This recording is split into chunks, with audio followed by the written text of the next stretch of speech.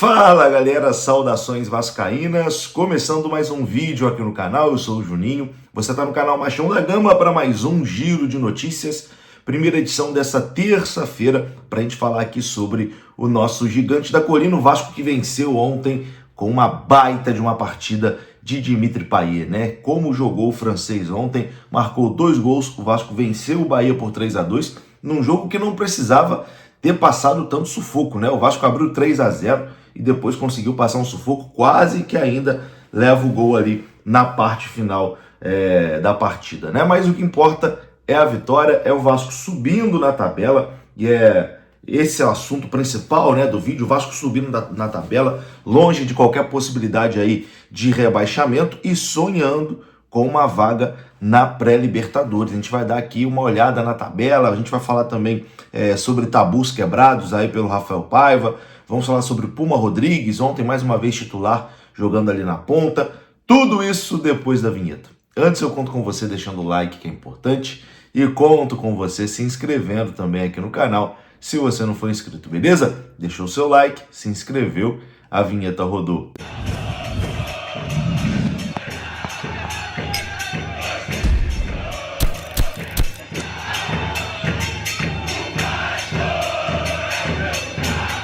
Bora lá então, meus amigos, começando aqui mais um vídeo, e vou começar esse vídeo aqui falando da KTO, que é a parceira do canal Machão da Gama, e você utilizando o código promocional MDG20, você vai ganhar 20% de bônus no seu primeiro depósito, além de ajudar aqui o canal Machão da Gama, né? Você utilizando o nosso código promocional, a KTO entende que você veio daqui e dá essa moral pra gente também. Hoje tem jogos importantes aí para dar aquela palpitada e a KTO tá lá te esperando, lembrando que é para maior de 18 anos e lembrando também para você jogar com responsabilidade sempre.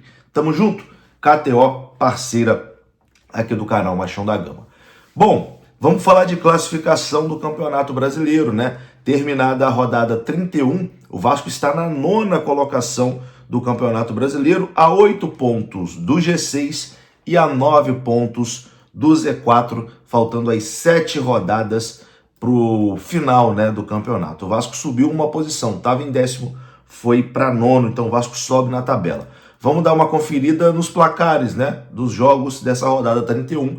Tivemos o Grêmio vencendo o Atlético Goianiense por 3-1, o Fluminense perdendo para o Vitória fora 2-1, o Flamengo venceu o Juventude 4-2, o Palmeiras empatou com o Fortaleza 2-2, o Atlético Paranaense venceu o Cruzeiro por 3-0, o Atlético Mineiro foi derrotado pelo Inter por 3-1, o Botafogo fora de casa venceu o Bragantino por 1-0, Criciúma e São Paulo empataram em 1-1, e ontem o Corinthians venceu fora de casa o Cuiabá por 1-0, o Corinthians saiu da zona do rebaixamento e o Vasco venceu por 3-2 o Bahia. Vamos dar uma olhada então na classificação, que tem o Botafogo como líder, Botafogo ali com 64 pontos. Em segundo lugar, o Palmeiras tem 61 pontos. Na terceira colocação está o Fortaleza com 57. Na quarta colocação, o Flamengo tem 54. O quinto colocado é o Internacional com 52. O São Paulo é o sexto com 51. O sétimo colocado é o Bahia com 46. E aí eu acho que é importante a gente comentar sobre isso, né? Porque bem provavelmente o G6 vai virar G7, né?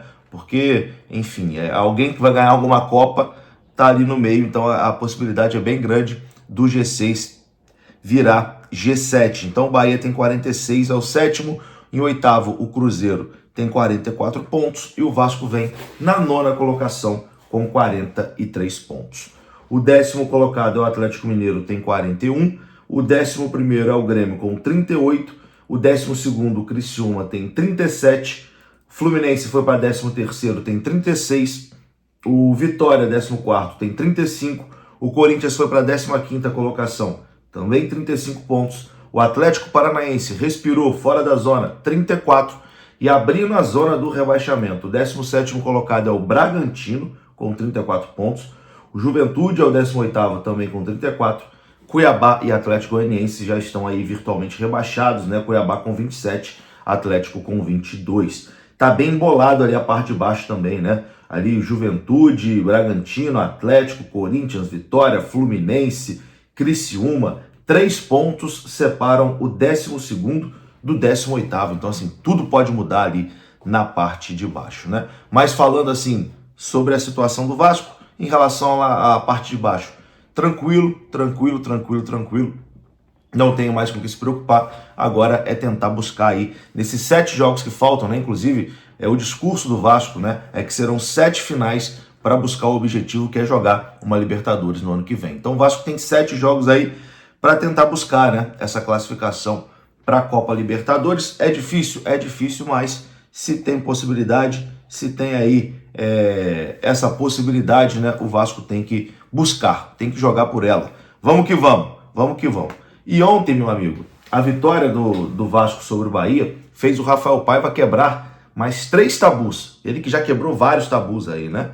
Mas fez o Rafael Paiva quebrar mais 3 tabus aí pelo Vasco.